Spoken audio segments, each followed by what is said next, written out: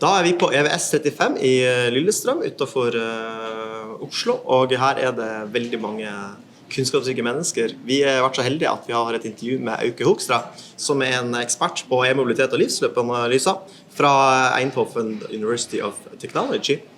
And Auke, welcome. Thank you. So, who are you and what do you do? I basically have three main jobs.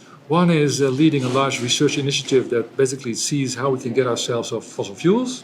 So we make very advanced models for that. I also lead a company where we try to get those models to practice to policy makers as quickly as possible. And third, where most people here know me of, I have a hobby of basically debunking nonsense about electric vehicles on Twitter. Yes, and I think I've been following your Twitter account for a while, and you write that you are debunking myths about EVs. What are like the primary myths that people have, or like the ideas they have about EVs? I think one of the myths that's really slow to die is that they emit more CO2. At first the people said, they drive on coal, and then they found out, even if you take the average electricity mix, they still are a lot better because you're so efficient. But a lot of people simply don't want to hear that, so they find new ways to spin it so that electric vehicles also emit almost as much CO2 as normal cars. But that myth is slowly but surely dying. I think the next myth is that if you don't have 1,000 kilometers of range, then it's unusual or something. Most people don't realize that in practice you don't drive more than, let's say, 300 kilometers very often. If you have to charge on those seldom moments for half an hour, it's actually not that big a problem. So I would say these are the two biggest myths. The third myth maybe that is, it's coupled to CO2. It's still worse for the environment because the batteries, etc., etc. Now, batteries are bad. Let's be clear about that, but not as bad as oil. Yeah, and for assessing how green an EV is, how do you approach that? Yeah, we basically take the life cycle analysis approach. That's the approach that everybody who knows what they're talking about is using. So we start with the point basically where you get lithium out of the ground, for example, or cobalt or whatever. And then you see how much CO2 does that emit, and maybe it has other problems. Then the next step is that you look at electricity production, including, by the way, where you get the coal, where you get the natural gas, etc., the whole shebang, right? You look at everything, where do you get it, and how much does that emit. And then finally, you look at the use phase, because there, of course, usual cars emit the most, and now you also emit stuff. And I should have said that, of course, electricity is part of the use phase. And then finally, we look at recycling. So there's the whole, from cradle to grave, we look at the emissions.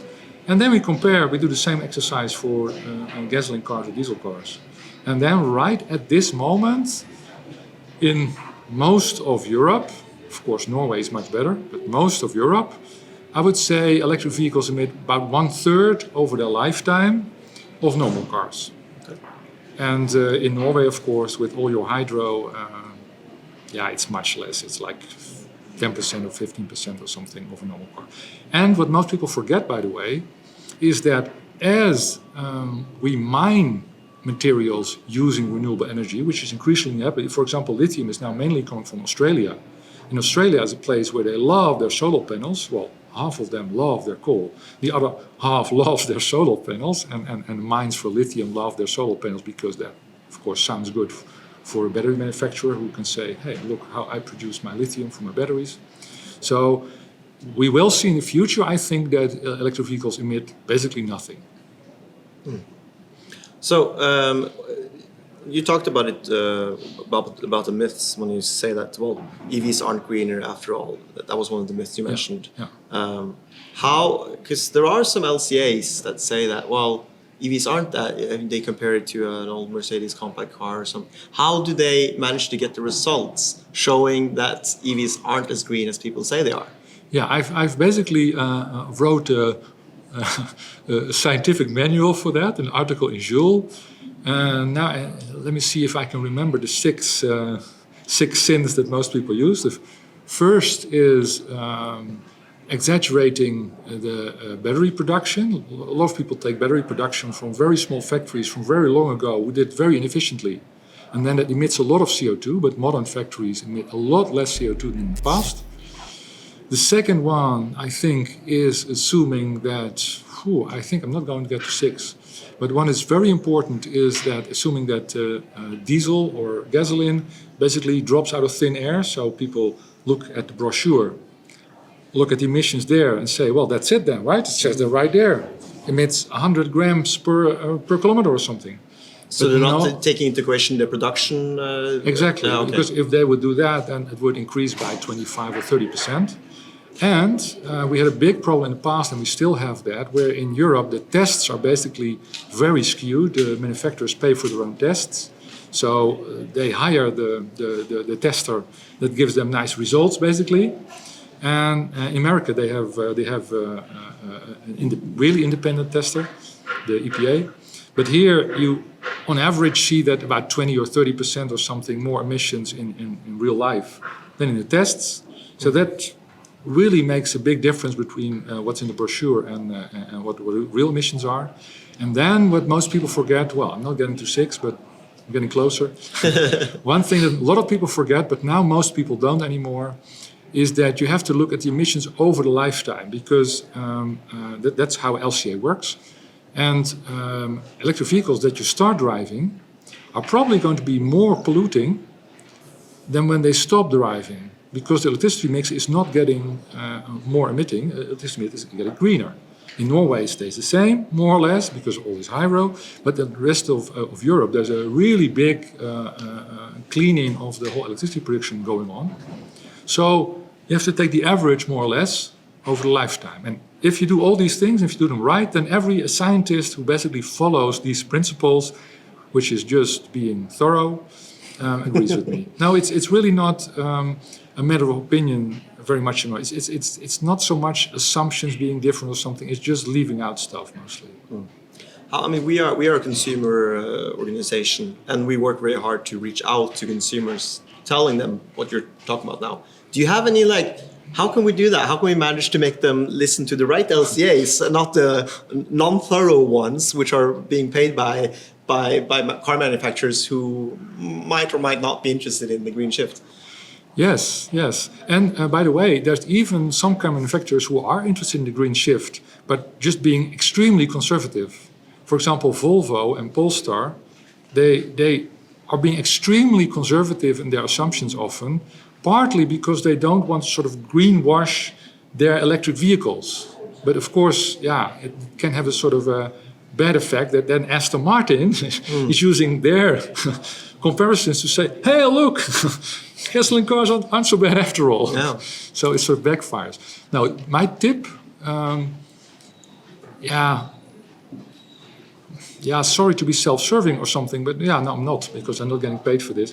So look at the couple of examples I gave in the Twitter feed. It's my pinned thread in Twitter always, and it's actually not that hard. I love to write also threads where you simply can follow along, because making an LCA is really not that hard. I mean, finding the really best assumptions to base it on, that's a little bit harder, but all these assumptions are now getting more and more in line.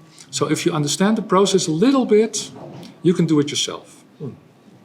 And a simple shorthand, electric cars use about 4 times less energy than normal cars. Well, good luck with making that more CO2 emitting than a regular car. That's basically what everything comes down to. I guess a lot of it comes down to also the battery production, because of the LCAs I've seen. I mean, the EV always kind of starts out the worst, and then through the lifetime of the vehicle, it decreases, and of course, with better recycling, etc., that also kind of helps on that. But looking back the last 5-10 years, what have been like the major shifts, you think? Because I have noticed that on the LCAs, the EVs are getting better and better when you compare the total emissions. Thank you. Compared to IC vehicle. Yes. It was kind of interesting when I started with this about 10 years ago, but right now it's getting really boring, to be quite honest, because it's such a huge difference. It's like, having someone who never runs against the best three athlete or something, and they're gonna try a marathon, and you're gonna say, let's see who wins. It's really that boring at the moment. Okay. But the biggest difference is battery production, I would say, because we always talk in number of kilograms of CO2 emitted for every kilowatt hour of battery that you produce. That's usually the method, the metric, I should say. And it used to be like 250 or something 10 years ago. And right now it's closer to 70. And that basically means that this climate backpack, as the Germans like to call it, Klimarucksack. Okay, this backpack is getting very, very small compared to, basically now the battery is adds 1/3 or something to the whole production process, and it used to completely overshadow the whole production process. Basically, putting your battery in would sort of double or triple the emissions of your car 10 years ago, and we had very small factories, etc. Everything was basically a little bit boutique.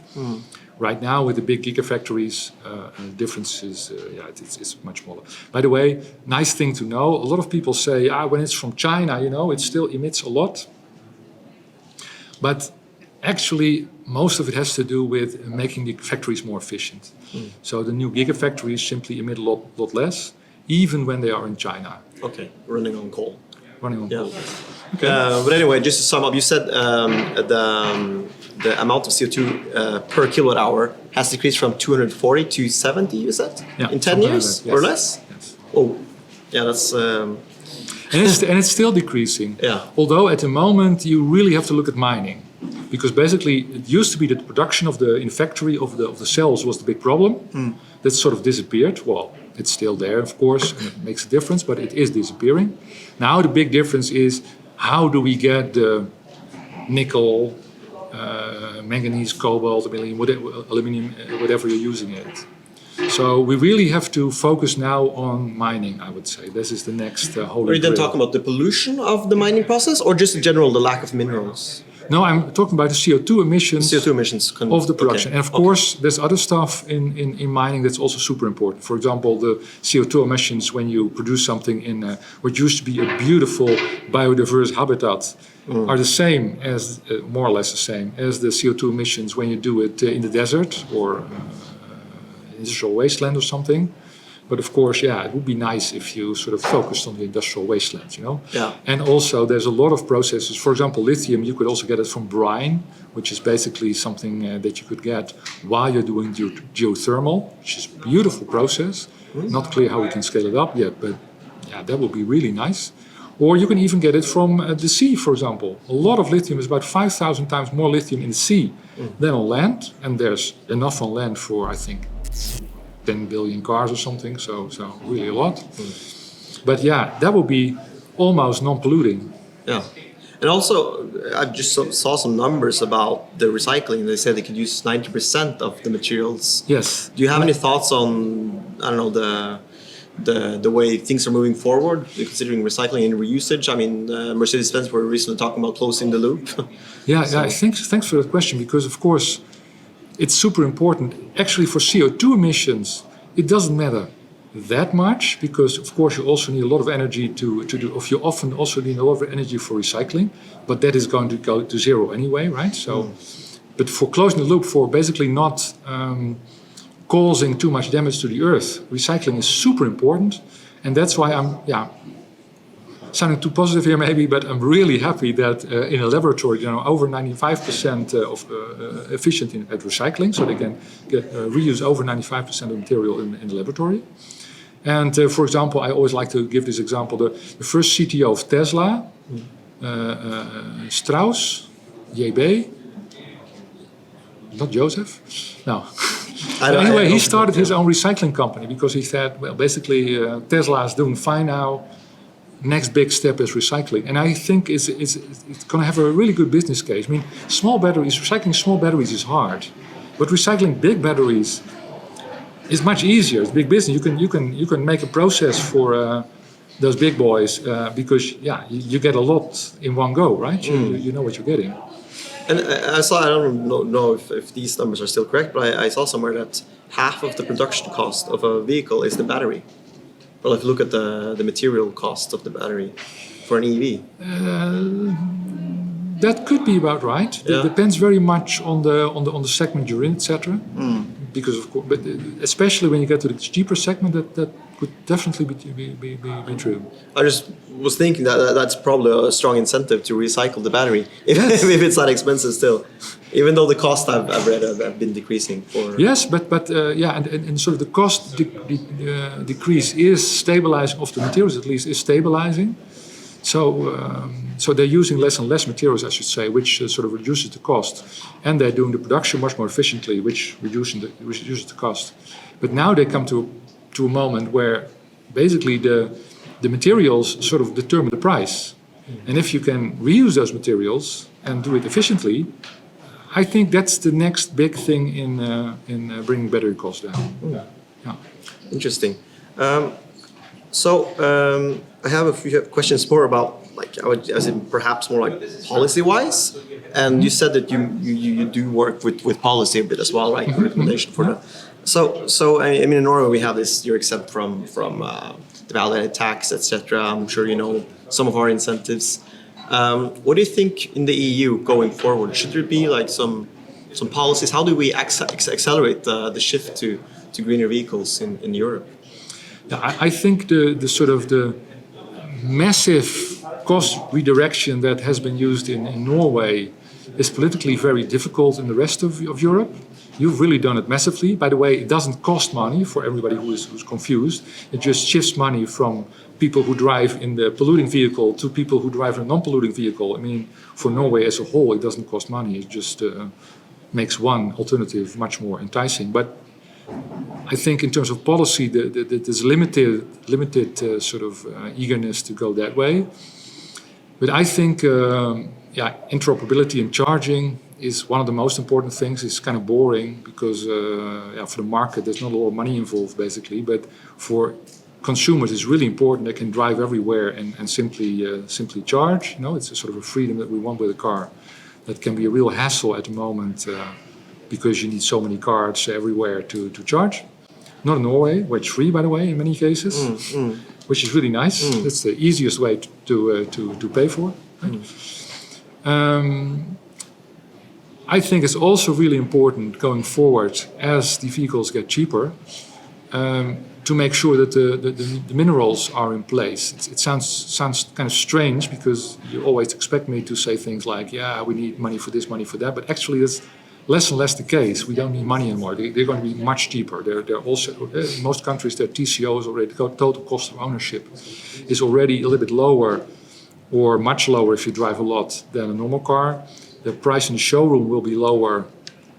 Colin McEnrecker maybe will give us the latest numbers tomorrow on the stage. I'm next to him, and I know he's done really good research on that. But he predicts that before 2030, they will also be cheaper in the showroom. So then Norway basically can see them take off even without any policy at all. But now the problem is getting enough battery materials, basically, and making sure that also European companies can compete by having access to enough materials. So I would put policies on that personally. Okay, yeah. So to summarize, you're saying that the market for EVs is now so mature that they actually compete on traditional petrol cars without any policy measures or incentives. One of the nice things to mention when I started claiming this 15 years ago, people were still thinking very much into these small city cars. You know, the electric vehicles will compete there. The Think. If you know that one. We know the Think. Yeah. I imported one of the first ones, I think, but it was a very uphill battle, so to speak. Yeah. But actually, at the moment, the best business case for electric vehicles is for people who drive a lot. So they compete very much against, for example, diesels for large distances, because you earn money per kilometer. You pay more money in the showroom, but you earn money per kilometer. So if you make a lot of kilometers, it makes a lot of sense. And with 350 or even 450 kilometers of range, you have to fast charge maybe if you travel a lot, maybe once or twice a week, in my case, once a month or something, that's very doable. So that market was actually the one that, as I predicted, if I may say, you may say so. Yeah, because if you put it in Excel, it was kind of logical that please make the battery capacity bigger, bigger, bigger, and then here's sort of the sweet spot for the first to go, and especially in the large. By the way, I'm saying nothing new to anybody for example, from Tesla or something, because their business strategy was completely geared toward that. But yeah, a lot of people, 90% in academia sort of didn't catch on to that for some reason. Okay. And the other part, the minerals, that was interesting. Could you follow that? So I mean, that's kind of what we touched upon earlier with the closing the loop and recycling the minerals, etc. Because you said access to minerals is probably a potential bottleneck for the European the car industry. Yes. So first of all, recycling is super important, but you can only recycle what you already produced. And when production is ramping up so quickly, then and the batteries will be ready for reuse in 20 years or something, then recycling will not. It's super important in the long run, but in the short run, it actually doesn't take too much heat of getting new materials, right? And getting new materials, well, there's really plenty of everything we need in batteries. For almost every battery chemistry, we know there's enough in the upper crust where we can get to it rather economically to build more cars than anybody should want. So in the long run, not a problem. Okay. But now we're talking about scaling up. And for example, lithium is the main example, because it was not so much used in the past. And now all of a sudden everybody wants it for batteries. So now all of a sudden it becomes a big player.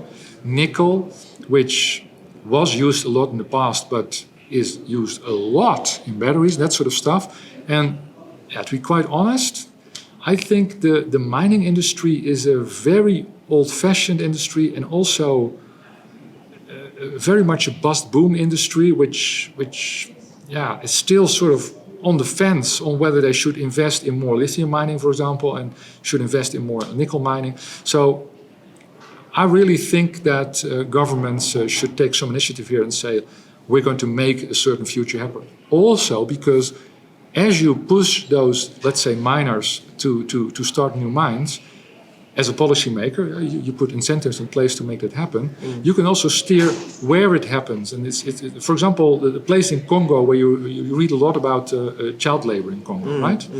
To be quite honest, it's usually the children of people, of parents who also work in the mines, and the whole family just has, the tear-jerking circumstances, I can tell you. And this is often the only way they can get some food. So closing that loophole, I'm not sure you're doing a lot of people a favor. What we should do is make sure that people get paid well, that the children who actually don't produce that much, children, that they get to play around because we pay like 3 or 5% more for the minerals, that sort of stuff.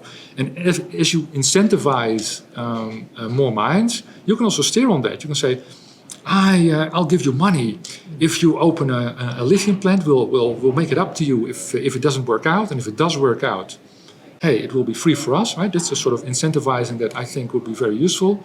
And you say, but you only get the money if make a nice soccer place for the children.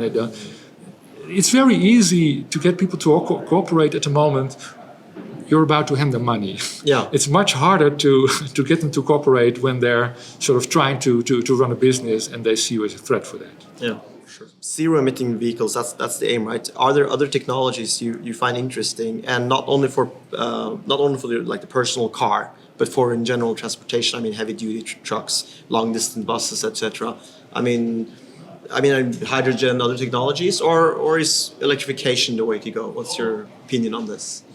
Well, I'm well known as thinking that electrification is the way to go on that, even for electric trucks. That's what I'm going to talk about tomorrow, that it will go much faster than most people think and will actually overtake, I think, electric cars, heavy trucks. But hydrogen is also very nice, and for really long distances, I think it's one of the better alternatives. And if you talk about, especially for heavy trucks and maybe for cars, if people sort of like the gimmick, I think, because, I don't know. But, it's kind of cool to say my car drives both on hydrogen and on electricity, and whatever's there, I can use it. Kind of cool. Yeah. yeah, like having 4 wheels and you know, all kind of stuff you normally use and sells like hotcakes. So That's kinda true. cool. Yeah, yeah. So maybe, but for really long-range trucks, really good idea. But I think most people don't know that, but most trucks actually return home every day after driving a max of about 750 kilometers or something. And I think that's very, very doable with batteries. But please, hydrogen people don't kill me. But for shipping and aviation, I think it would be a super nice solution. Although e-fuels are also a really nice solution for those really hard problems, or maybe biofuels, but I'm always a little bit hesitant for biofuels. I mean, in the Nordic countries, they have a lot of wood, a lot of forests. Yeah. So for yourself, you can probably use a lot of biofuels. But worldwide, we sort of could use a little bit more nature actually instead of a little bit less. And if you burn it all up to drive our cars, I think it's a bad idea. So, yeah. Okay, thank you. Anything you want to add that you think we didn't touch upon? Or, I mean, this is short and concentrated, I know, but if there's anything that we...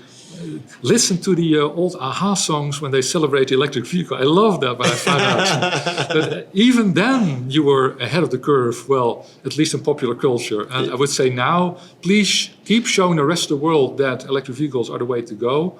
And keep realizing that it actually doesn't cost money to just shift it from polluters to people driving clean vehicles. It's just good policy and a good way to show the rest of the world how to follow. All right. Keep Thank you so much. Thank you so much.